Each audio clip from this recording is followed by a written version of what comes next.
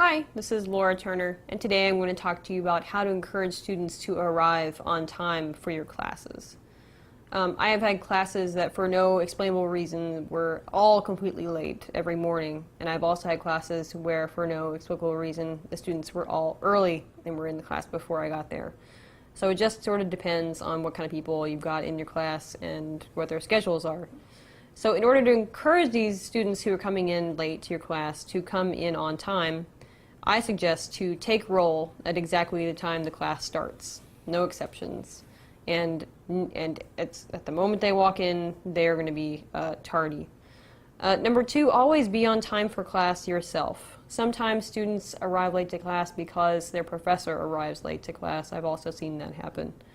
Number three, you can also implement the pop quiz at the beginning of class. If the students don't show up at the very beginning of class, they're going to miss a grade. I think this is a little harsh, and I don't like pop quizzes, but if you like them and you want to implement them, that's a really good way to sort of use the scare tactic to get kids to come to class. Number four, you can show a fun clip or do a fun activity at the beginning of class that you know that they'll want to come see. So you can have like a series of clips that you show each week that you'll know the students will want to come to class early in order to see. So sort of a positive reinforcement.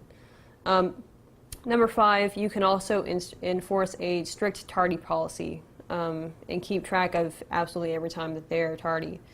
You can therefore sort of bump it up to, if you have three tardies, you sort of get one absence, and that's going to really affect students. And finally, the best way, I think, to encourage students to come on time for class is to make your class as interesting as possible and to make them want to arrive to class and to enjoy your class. Make the class engaging, create discussions among students.